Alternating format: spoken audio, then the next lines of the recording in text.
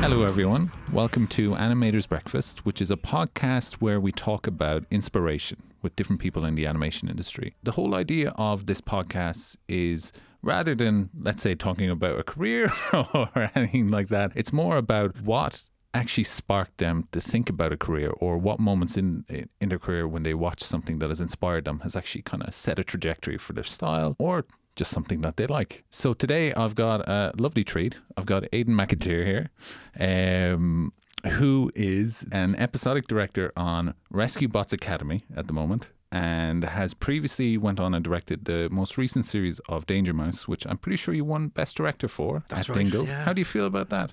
That was nice. Yeah. It was a nice surprise. Yeah. So it was, and it's, it's nice to be recognised and everything. Yeah. I kind of said even at the time, I'm like, that kind of thing, directing for animation is kind of a team sport. Yes. So it's sort of everybody contributes something, and sort of Absolutely. if you didn't have that sort of exact team in place at that time, the show would be different again, Yeah. So I don't feel slightly fraudulent taking credit for it, but it's nice. The roll of the dice landed well, let's say. Exactly. Yeah. Aidan has also directed many little shorts as well. We did an interview, what was it, last year? Something like that. Yeah. Where we went through it all. I'm not going to rehash everything. Yeah, there's lots of stuff in Yeah, there is so many things. But today we're here to talk about a feature that Aidan picked. So let's talk a bit about it there. I'll leave it to you. Okay. Maybe, I felt a bit guilty about picking this, right? Okay. Because it's just so obvious, right? It's like picking the Mona Lisa or something. You don't talk about painting or something like that. So we're going to talk about the Iron Giant. And I wanted to talk about other more interesting, cool things, yes. but I just couldn't bring myself to do it in the end. In that, we could talk about something like I really like, say, that's more current. One Punch Man or something, which is amazing. Like for me, as a sort of a grown-up. Do you know, I was talking, sorry to cut in. Yeah. I was talking to two guys who are actually going to be on the podcast later, and they were saying that One Punch Man is actually supposed to be a parody of On Pon Man. Have you ever seen it? I haven't seen On Pon Man. Yeah, On Pon Man is like this, he's a Japanese food mascot, essentially. And they took a lot him, of them. Yeah, they took him and like his colours, they inverted it. And kind of the enemies that he has are very similar to the enemies that One Punch Man has. Okay. And it's like a play on that, On Pon Man, One Punch Man. All right, because I always thought it was just more of a general sort of, taking a piss out of, anime, basically. Which it does as well. But it is like, as a sort of a grown-up child man, that's the perfect Saturday morning cartoon, really, as far as I'm concerned, And there was loads of stuff I wanted to talk about, or maybe there's another movie that actually quite a lot of the crew from the Iron Giant worked on, which is called Cats Don't Dance, which is, I think it was the Warners before this. Which I just love the animation style. It's really cartoony, but it's still a very kind of straight musical kind of thing, which isn't really my thing. Yeah. So you look at the Iron Giant, and it's not a perfect movie, but god damn it, it's close, and sort of everything is great in it. So I'm sort of big into this sort of emotional engagement thing, and Amazing, that obviously has it, right? Yeah. In spades. And then you can just completely nerd out on the animation and all the tiny little animation things that happen in it. And it's kind of there are maybe a couple of criticisms, but very hard to criticize anything. And how do you not pick it? Yeah. So sorry. That's my apology for picking Apologies, this completely everyone. obvious choice. How dare you? I know. How dare Sully their ears with this beautiful film. Exactly. Let me ask you, when did you first see The Iron Giant? So there you go. So the first connection is it came out in 99. Yeah. Which is when I went into Ballyfermot and started animation college in 99. Wow. So kind of sometimes wonder about what time you get in the industry obviously has a huge effect. By the time we graduated, it was this weird time where sort of traditional was still around, but it was basically dead. And then the kind of digital stuff hadn't really happened. It was kind of too early for that. So I sometimes feel like I was in this weird Netherland, and if I had been sort of 5 or 6 years older, I could have maybe even got in on the end of Bluth or something, and I could have done all this cool stuff, but it didn't. And anyway, one of the good things about it is this. You go into college and you see the Iron Giant, and it just blows your mind. Yeah.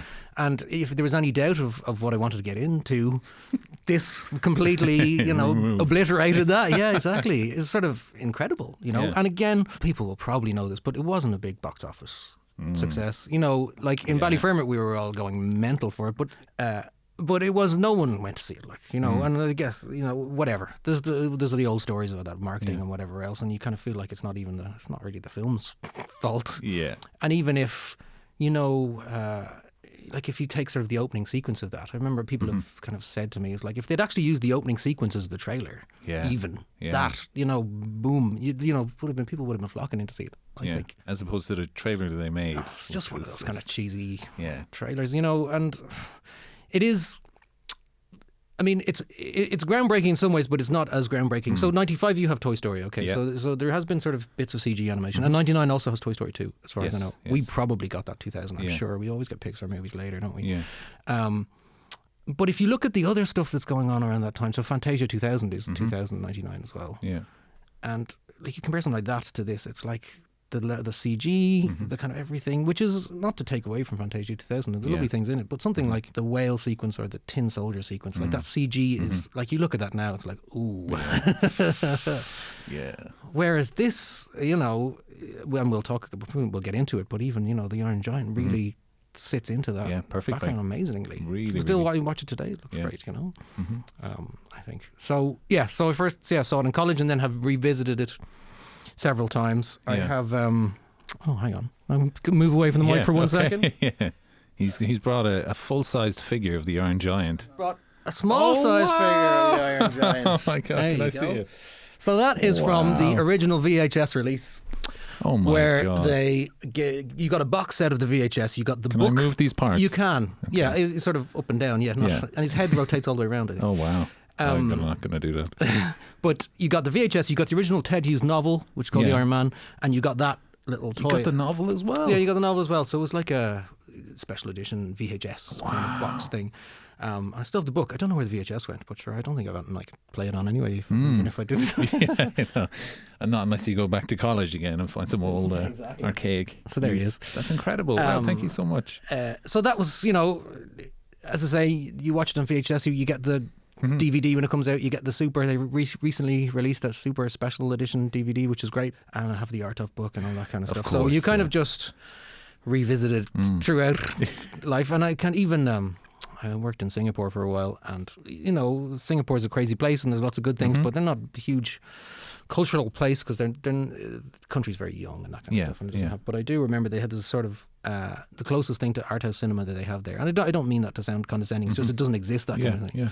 Yeah. And they showed the Iron Giant one day, and everyone from the studio went to see it, and there's another, and that was just like a couple of years ago. Yeah. So it's sort of, you know, I don't know that I'd go and see a huge amount of the Disney films necessarily if they were re-released on the cinema, but anytime there's an Iron Giant, you kind of always kind of have to go. It's something that there was a quote that I found. He's a film critic, goes by Moriarty. Okay. Drew McWeeny is his name, and he said that the Iron Giant, it's not a film that people like casually. It's a film that people love dearly. It's just something that kind of gets in the root of it. And I'm the same. Like when I saw the Iron Giant, I was just like, oh my God. And I remember even a few years ago talking to my friend, he was like, it's still not on Blu-ray. You know, he's going crazy about it. I was like, how is that film not released on Blu-ray?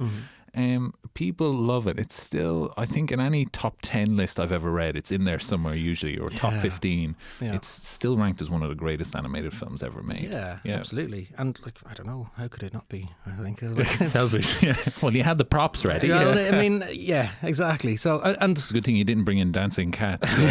Exactly. I'd have to bring my cat in and get him to dance in front of us. But we'd even read the book in school. Probably second class, third class, we read the book, The Iron Man, so which is very different. Yeah, it is very different. But I did, I was kind of aware of it already, whereas I think a lot of people wouldn't have known the source material. And even, I'd never listened to, you know that it was originally a musical? Pete Townsend. It was the Pete Townsend album, So. It reminds me a lot of War of the Worlds. Yes. And Phil Lynott he was on a musical version of that. Right. They sound kind of very similar. Okay. Samey, kind of like, we're here to win, na na na na.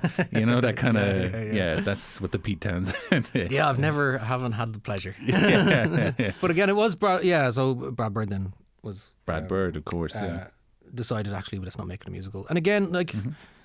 It's not groundbreaking in that we've had Toy Story and Toy Story 2, but at the same time, all the Disney movies, you're still in that like Mulan, Hunchback of Notre Dame, you know, this Tarzan, 90s, Hercules, exactly, this 90s musical thing, and I think Warner's, you often hear interviews of Brad Bird, and he sort of talks about his struggle with Warner's and trying to convince them of this, that, and the other.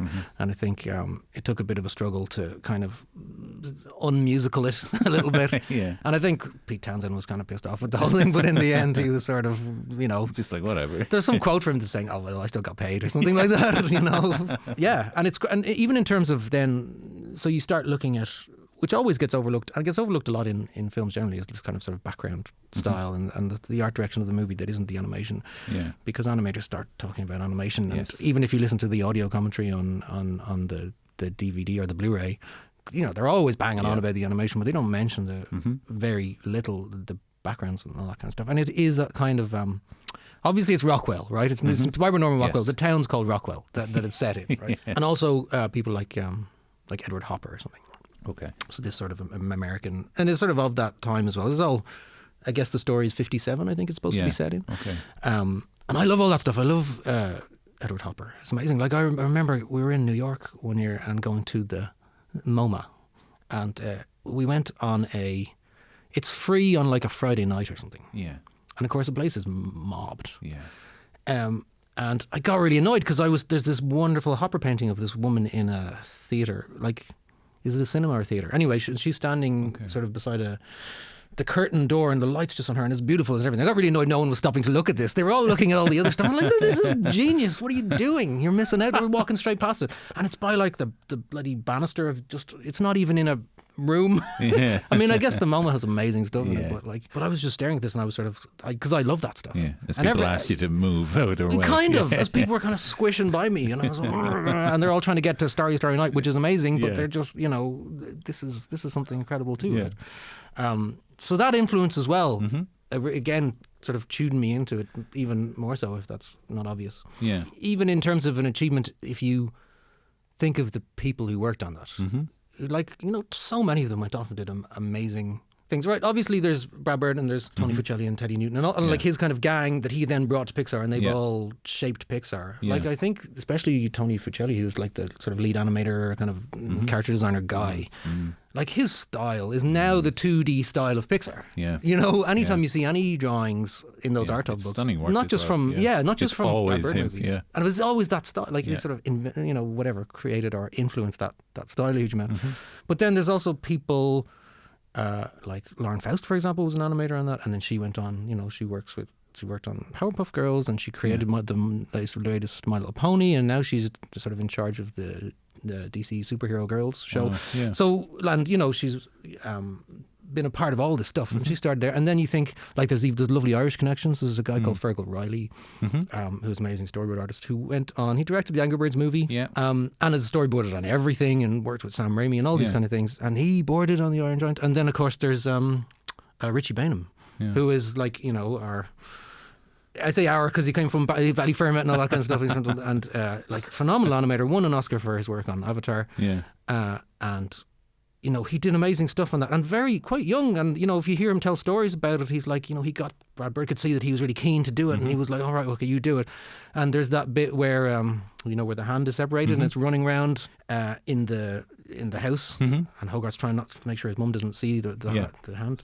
That's all Richie Bainham stuff, and he was one of the few animators he could do 2D or 3D. So there's a bit where Hogarth is like pulling the hand away before Kent Mansley comes to the door, and that's him. He's animated both. He's animated the character, the drawn character, and he's animated the hand.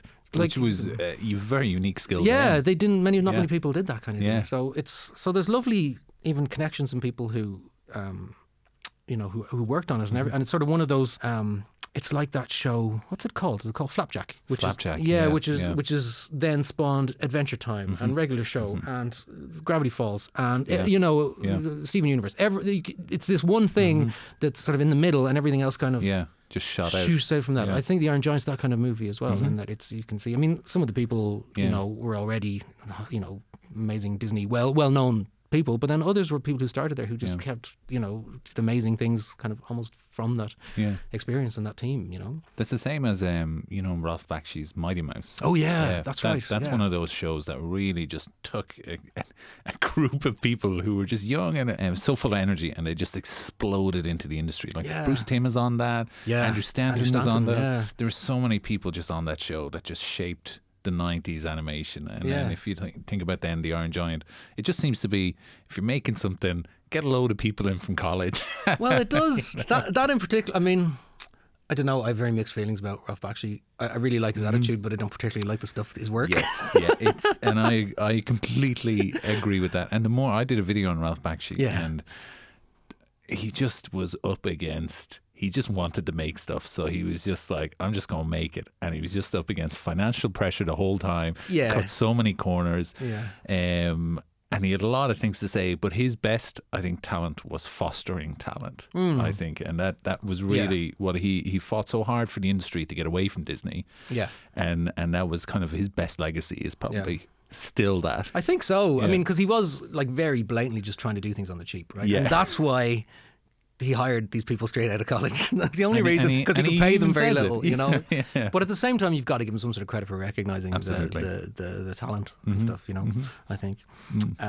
But yeah, and like I love that interview from Comic-Con, like whatever it is, 10 years ago, where he's like, "What are you doing? Why don't you start your own bloody studio? You know, you losers." You know. And it does.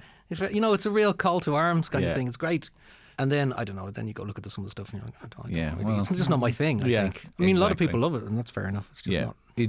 It's very much on a very far side of the spectrum when it comes to influential animation, let's say. Because people like, in my own opinion, people like whatever you like is what you're going to make anyways, and what you gravitate towards. Like you obviously in the Iron Giant and all the painting styles and everything like that.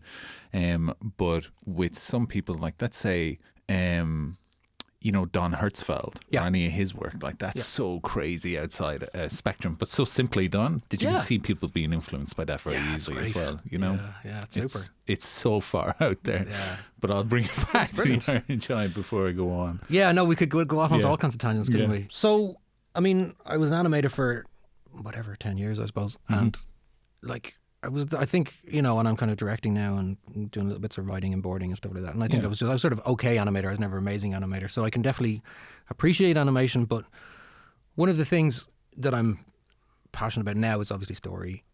And I was kind of looking through, and I was listening to some of the audio documentary or the audio commentary and various other bits and pieces. And it's sort of this amazing story in that it's quite simple and straightforward. Yeah. But at the same time, there's kind of an awful lot going on.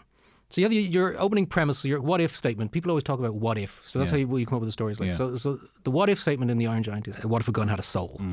Okay. Yeah. So you go, okay, that's interesting. That's quite good. And the theme then of the film is you are what you choose to be. Yeah. Okay. So this guy's a gun, but he's not going to. The Iron Giant is a weapon essentially, but actually in the end he's going to save everybody. So do we need to say spoilers? I mean, no, surely. This show is nothing but spoilers. Okay. I tell you that. So let's, sorry. Go watch The Iron Giant. It's great. You'll love it. So I mean, and that's, it's not a cliche, but it's something you try and see being done in animation a lot, I think. Yes.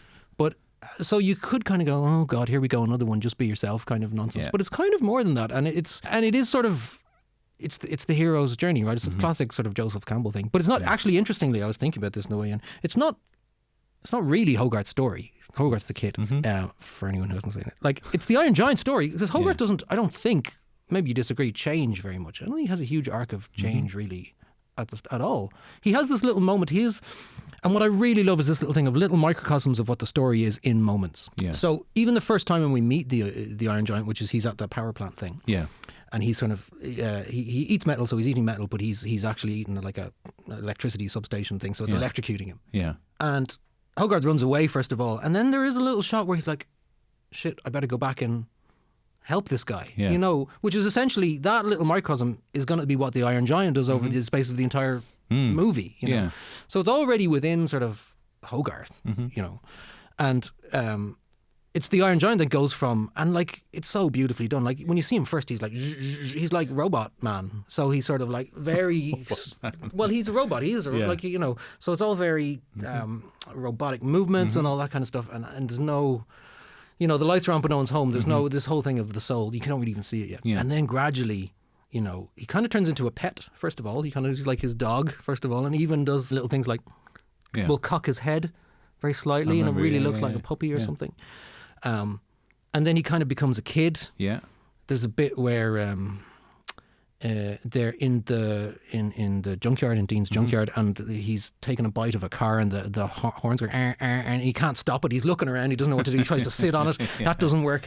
He tries to hit it again, and then he like flings it off. It's a funny bit. But again, that's sort of like, that's kind of kid logic, I think, isn't it? It's like, I don't know what to do. Just get rid of it. Yeah, exactly. And then it eventually becomes this sort of self-sacrificing adult character. So he's got this like amazing arc, like from sort of robot, nothing, like sort of Frankenstein's monster, alien, whatever, to like this sort of very compassionate, heroic, like as I say, very sacrifice myself for everybody else kind of arc, and it's sort of incredible. And but it's done so gradually. That's I think that's the trick.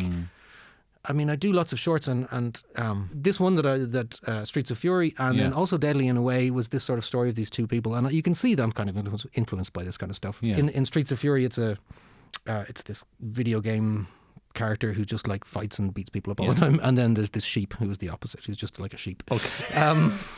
But I've not seen it. Yeah, I'll have to show it to you. Yeah, and it probably sounds a bit weird describing it like this, but it is that what you really have to be careful is if you just do one little moment and suddenly they're best friends forever. Yeah. The audience won't accept that. No. You know, this is nonsense. Think about if you think about like Toy Story and Woody and Buzz, and how their friendship is probably it's one of the strongest friendships on screen. But like, how long did it take them to get there? Exactly. Yeah. And it's the same thing going on here. There's a lovely quote that I always think of. It's a James Joyce quote, which is sentimentality is unearned emotion. So if you're being something sentimental, there's a lot to unpack there. Yeah. So I think what's the most important thing is, if you want these moments of friendship, if you want these moments of self-sacrifice, if you want, a proper relationship, you want the audience to that, you have to earn that. Yes. You can't just do it in two scenes.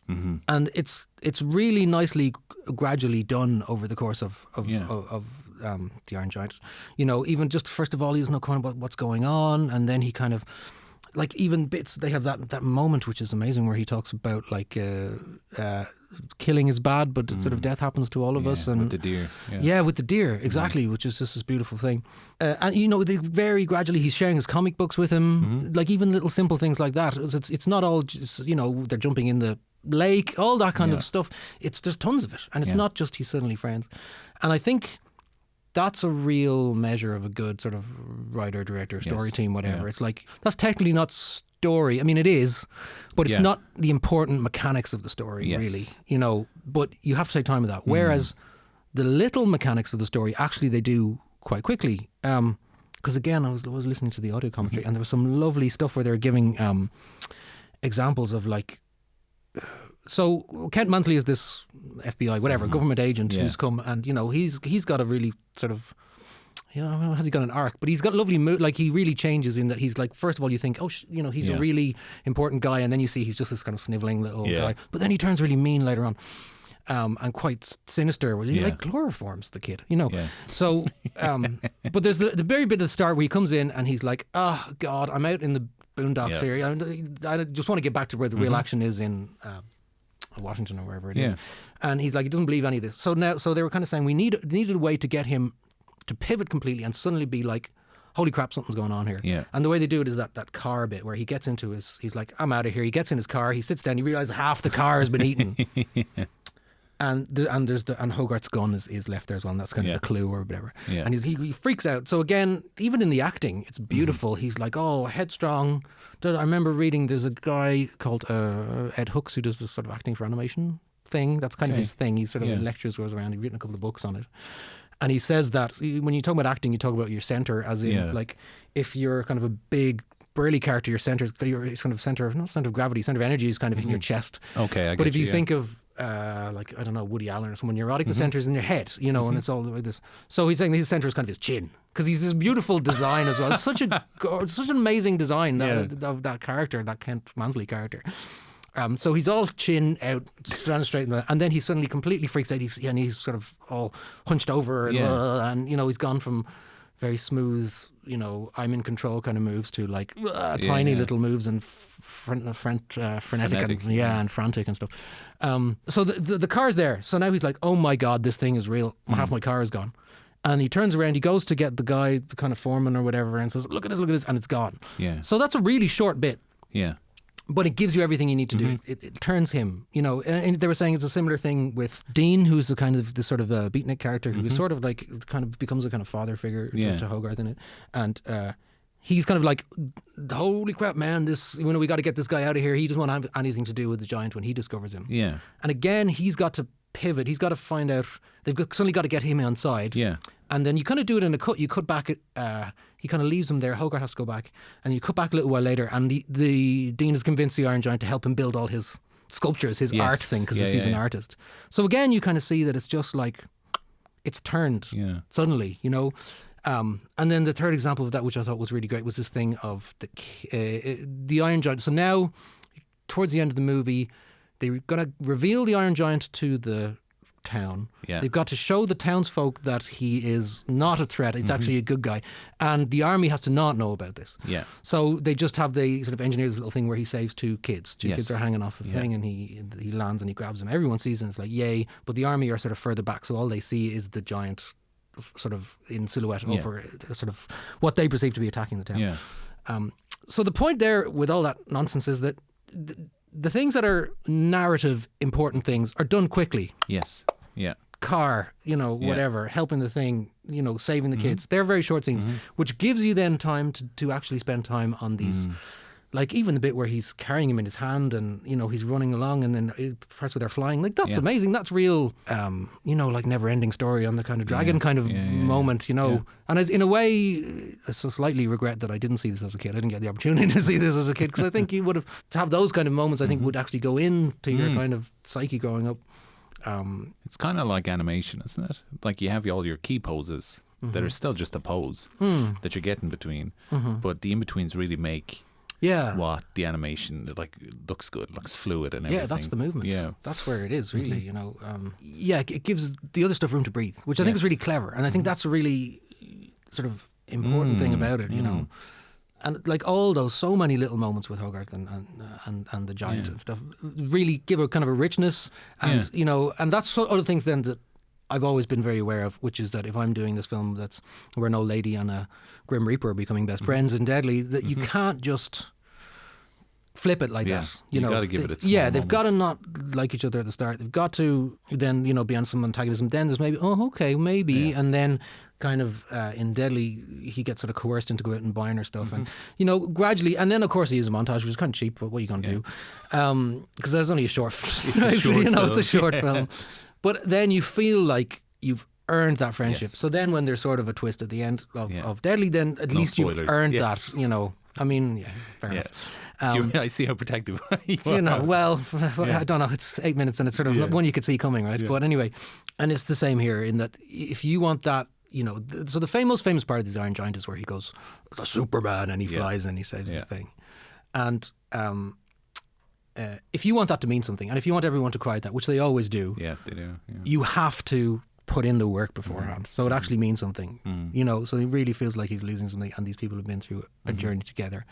And then there's sort of amazing music. Yeah, Michael Kamen, I think, is the guy's name who wrote the music, and like that's just incredible. That bit, where he's like dun dun dun dun, dun, and then it's kind of because it swaps as well. It's really good. He swaps from kind of sad to epic, back to sad again. Like so, towards the end, the Iron Giant saves the town, and then we kind of fade off to the town, and they've erected a statue. Yeah. Dean has built it to kind of the memory of the Iron Giant. Yeah. And I remember there's another Brad Byrne thing. He was saying that like Bambi's amazing, but after Bambi's mother died, he always felt really. It cuts to the rabbits having a big little laugh straight after it, and he was like, he always felt angry at the rabbits. It's like, just see what happened.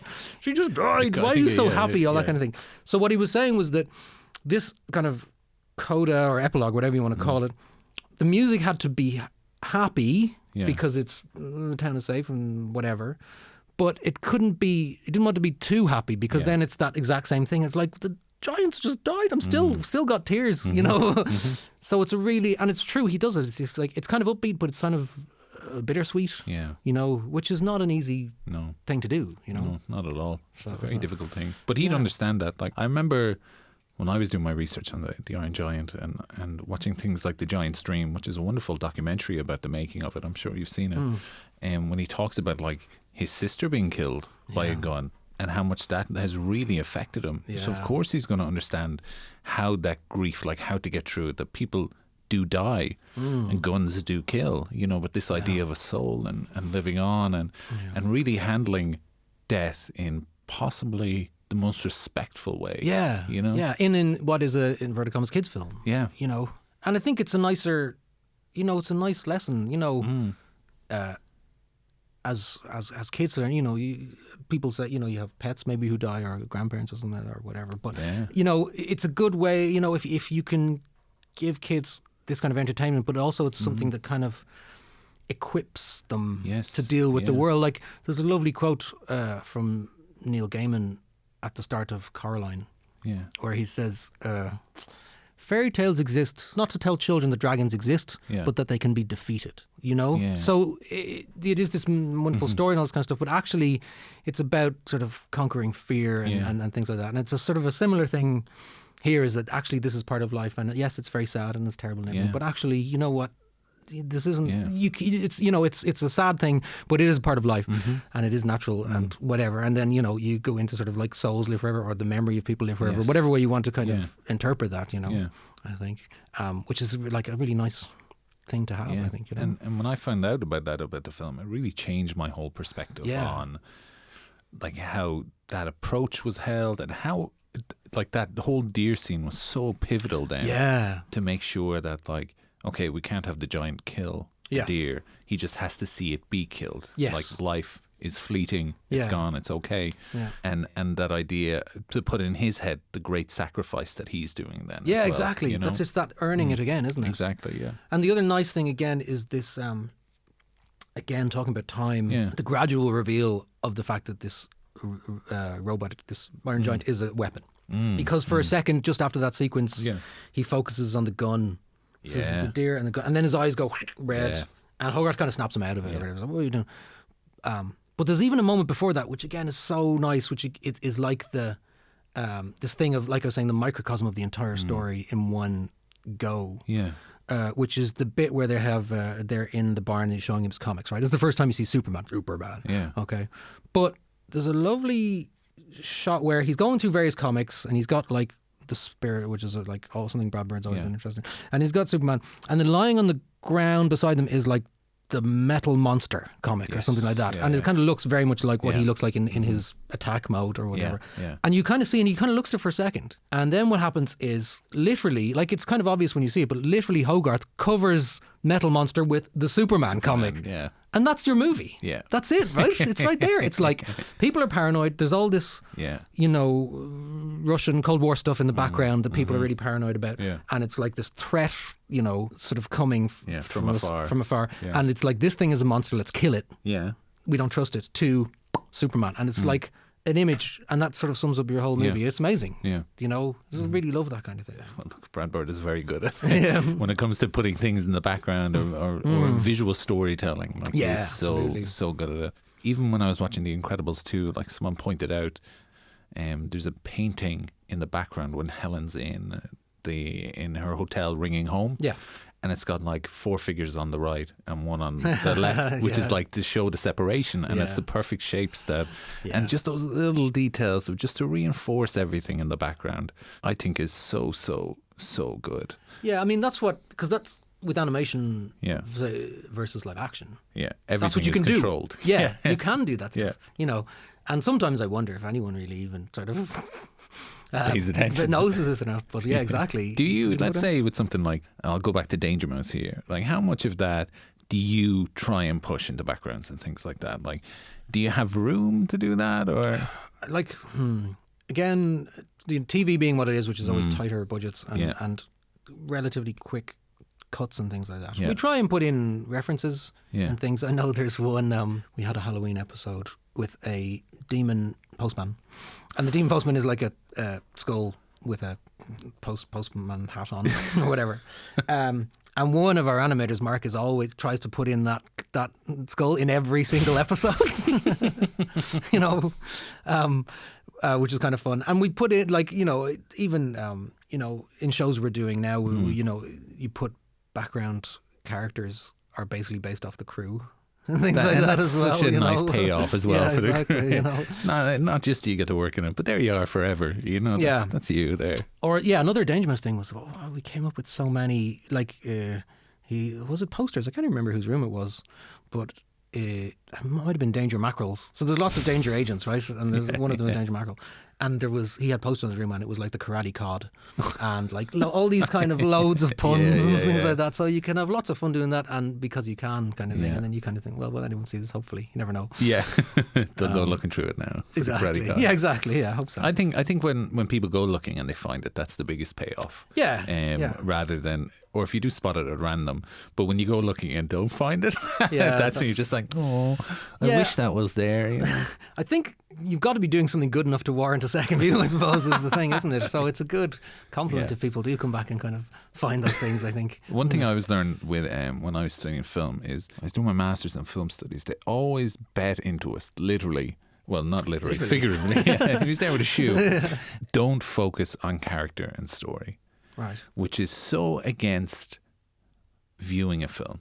Do you know what I mean? Right. When they're just like, put that aside. We know you like this, so you don't like that. It's about everything around that. You have to think about what they're wearing, think about how they're framed, everything, you know, all the visual elements of a story on screen. Think about that. Yeah. As opposed to character and story. But it won't work unless the character and story is good. You know, like it merits a second viewing. It's a funny one. I don't necessarily agree with it. Yeah. But it's funny how that's like where the viewpoint is. It's just like, okay, it's made, but it goes beyond that point of just character and story. Yeah. Just like focus on everything else as well. And if you look at things like, let's say, The Iron Giant, where we talk about the background style, the background paintings, what everything is named, like everything reinforces what the characters in the story are doing. Absolutely. You know? And you can really see that, like there's this lovely bit at the end, like 2/3 way in, it starts snowing and the colour starts to kind of drop out of it a little bit. Yeah. And we get that kind of creepy interrogation sequence where Ken Mansley shines the light. I mean, they do great, amazing things with light in the movie generally, but then it goes monochromatic. Yeah. The backgrounds drop out completely. It's just black behind them, and they've got this sort of very harsh lighting on the side of them. And then, so everything starts to go grey and dark and stuff. And then we start going to the town where you've got snow, it's all worked out. And then when the Iron Giant arrives and starts turning into the sky is blood red. It's amazing, you know. And it happens relatively subtly, but if you look at a still of it, you're like, holy God, look how red that! Like it's really there. And then as you know, he then flies up and sort of saves them. Again, the color drops out. It all becomes there's the explosion or whatever, but actually it washes that red out and it comes to a more calm sort of cool kind of stuff. So you could say, you know, it goes from greys to black to red to thing, and that's what's on screen. But of course, what's informing all those choices is that now, you know, Hogarth's in real trouble. Yes. Ken Mansley's now become an actual threat. You know, this is again, it's sort of very kind of oblique War of the Worlds reference. Even is that, you know, and he's got those kind of War of the Worlds style tendrils that come out. But it's like we're at war here. This is danger, danger, danger. Red sky. Yeah. Everything's okay again. Oh, the colors cool down a bit and everything as well. But you are 100% doing all that stuff to serve the story and the characters. You know, it's amazing. It's so different. Like it just. I'll probably cut this out, but it really annoyed me when it came to academia. Like I was just like, no, I don't agree with this at all. Yeah, it's a weird one. Yeah, I don't quite agree. Yeah, I don't think so. Yeah, but that goes to show like the difference of an academic versus someone who's actually we're out there telling the stories. Yeah, and that's what we put everything into is the story and the character, and then everything behind that is just to reinforce it. Yeah, and I think definitely there are filmmakers that do that. And I don't really react too well to those films, to be honest. Like I do, in that I don't get emotionally involved, right? Because we're talking about this being an emotional story, and it's like if everything is beautiful, like perfect composition, everything's really set up for the sake of that. Yeah. then I'm like, oh, okay. Yeah. Well, I don't. yeah. It takes me out of it, and like Mm-hmm. even things like this isn't really typical of his work, but if you say something like Taxi Driver, which is this amazing film, Yes. Yeah. but actually, and there is emotional bits to it, but sometimes like I just think like he kind of drops in the Alka-Seltzer into the cup, and there's a big shot of this fizzing Yeah. cup for maybe 10 seconds. Maybe it's probably not that long, but it like seems like forever. And you're like, oh, that's very clever. That's bubbling up the way Travis Bickle is bubbling up under Yeah. the surface. But that takes me out of the movie in a way. Yeah. And I understand that it's clever. It's kind of up here, it's a head over heart kind of thing, Yeah. you know. Whereas this kind of things with a lot more films that I do like, whatever, I don't know, Whiplash or something, right? Yes. Which is where you feel every one of those things, and his hands are bleeding while he's playing, and it's like I feel sweat this, everywhere. you know what I Yeah. mean? So it's that sort of head versus heart thing, and I'm much more of a kind of a, without sounding too cheesy about it, heart kind of person, or filmmaker. And Yeah. again, that's actually some of the great stuff in The Iron Giant is that actually the stuff is beautifully composed and it is happening, but you're not even realizing it's happening. Like I remember the first time, you know, we're talking about the kind of red ending. Yeah. Like you don't even notice it when you're watching it first time. Yeah. Like you just feel it all, and then you look at it and you go, okay, that's, you know, you watch through the scenes and you go, it's getting a little bit redder and oranger. Each shot is getting progressively thing, but you don't like, you kind of don't see it. It's sort of amazing, you know. And I think that's what I'm really interested in, is like actually you've kind of got both, but it's not this sort of slightly more ponderous taking you out of the story, taking you out of the film. I've just never been into that. I kind of respect it, and I'm, you know, great for people who kind of say, well, the whole thing's an artifice, yeah, okay, and then whatever, okay, so you're going to break the fourth wall, you're going to do all the stuff, you're going to make people aware that they're watching a movie. Fair enough. That's just not the kind of thing I'm into, you know? It's because I think part of the other thing is that because animation is not real. Yes. You know, it's drawings or it's very true. claymation or it's whatever, Yeah. that I kind of lean into that because you kind of have to in order to get people involved. You know, That's what I think Isao Takada, he said it, that like in animation people are more aware of what's real because you're imitating things. Yeah. So you have to work a lot harder. Yeah. There's a wonderful movie he made called Only Yesterday. I don't know if you've ever seen it. don't think I have. It's really, really beautiful. It's just a coming of age thing. A 27-year-old girl called Teiko goes back to a farm because she wants to get away from Tokyo life. Right. But she also, it's intermingled with her memories of her 10-year-old self. But she goes to like a safflower farm. God, that was hard to say. There's just a shot of them just grinding it into paste because they make dye out of it. Yeah. And the little machine, like this little filter, is kind of vibrating like that. And then it's all kind of coming out in this tube like a paste and falling into a bucket. And then I had to sit back and go, oh my God, this is animated. I couldn't believe it. I was like, this is so good. Whereas if I just watched that on a film, I'd be like, oh, what's next? Yeah, that's true. Yeah. There's a touch of that, isn't there? Yeah. I think. I kind of have slightly the opposite reaction in some ways with things that are, like I remember writing this thing a while ago about kind of silent comedy and amazing feats of, you know, like acrobatics or something like this. Yeah. And that's amazing if a person is doing it or somebody is doing their own stunts or whatever. Absolutely, yeah. It doesn't really work in animation, I don't think, because you don't have that like, oh, is it going to survive? Or it works only in the really good ones. Yes. Yeah. You know, and there kind of is a bit like, say again, even where in the Iron Giant, where he's about to destroy the ship or whatever. He's gone full killer mode. It's towards the end. The ship's got a nuclear bomb it's going to launch. He's about to fire on the ship, and Hogarth runs out and goes, no.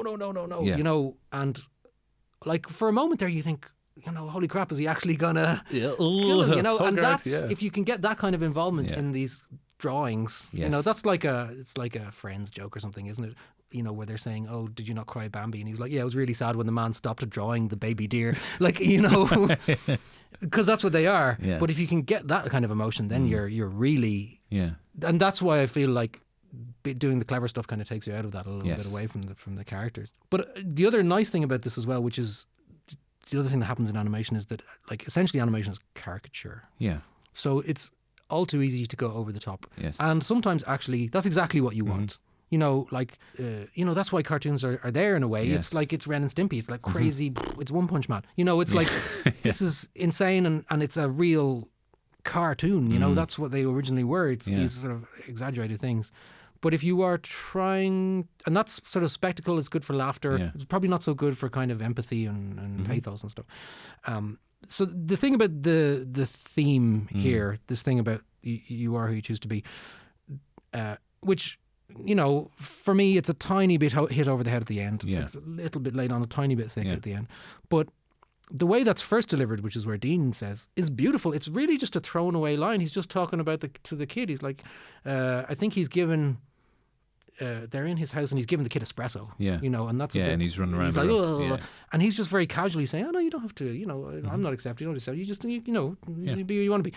And it's beautiful, and that's really like a lovely bit, and it's a lovely bit of understated acting and animation. Yeah. And you get it again at the end, that bit where we were just talking about, where if he's about to kill Hogarth, and then he doesn't at the end. He turns back, and he kind of just like puts his giant metal finger on his chest and kind of lifts on his chin just before he heads off into Superman.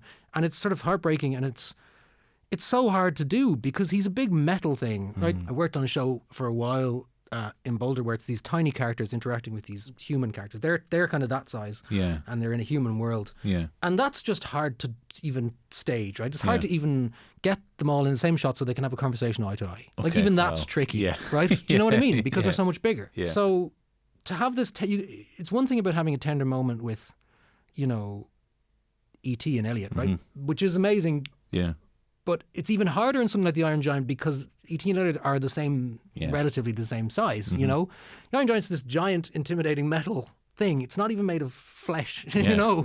Like there's so much going against it, you know?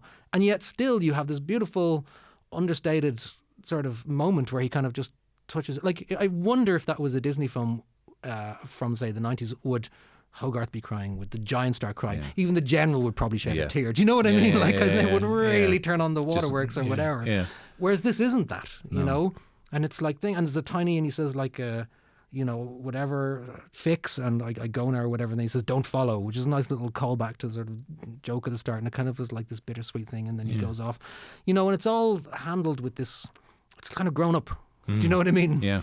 You know, and I love sort of super cartoony stuff and everything, but, you know, there's a time and place for everything. Yeah. You know, and that's the time for it and the place for it. You know, there's this subtlety, and you like sort of lesser animators or lesser directors or story people would have done that in a kind of mawkish, this sentimentality thing again, you know, you could just overplay that and kill it, you know, and I think that's something you kind of need to be, I'm always aware of as well when I'm kind of doing stuff. It's like, let's not overplay this. And try and rein things in a little bit, because sometimes, you know, sometimes less is more. You know? Absolutely, a nice little silence or something like that. Yeah. Give it time to breathe, you know? Well, that's the other thing, isn't it? Which again, you know, there's not very few fast cuts in this, really. There's a couple of little montages when Mansley is kind of hunting them and stuff like that. But actually, like, they're so ponderous. Even that bit, it's absolutely lovely, where just the bit after where they talk about the soul never dies. And he's like kind of realizes this. And then Hogarth kind of jumps down. And then the giant is just left there for himself for a second. And at the start, he's lovely bit of acting. He's like fiddling with the bonnet of a car. He's closing it. Like, they've just seen the deer killed. And this has had a real impact on the giant. So again, you're getting this emotional connection to the thing, and he's just like flicking the thing up and down. He's like, oh, that's a lovely bit of acting. Hogarth comes in, says all the stuff about a soul never dies, goes off, and the Iron Giant kind of sighs, and then he just turns onto his back, and he's just been looking down for the whole scene, and now he looks up to the stars, and suddenly the sort of, you know, and the camera moves up slightly and frames him beautifully. So it's like, it's all there, you know, and that's visual storytelling, and that's quite subtle, but it stays on him. It's slow. It's not snap, snap, snap, snap, snap, you know, which God knows I've been guilty of a million times. It's giving that time. And it all comes back to that thing of like giving the time for the friendship to kind of evolve, and for even the audience's relationship with the giant as well, you know. And it really speaks back to, like, how do you judge that?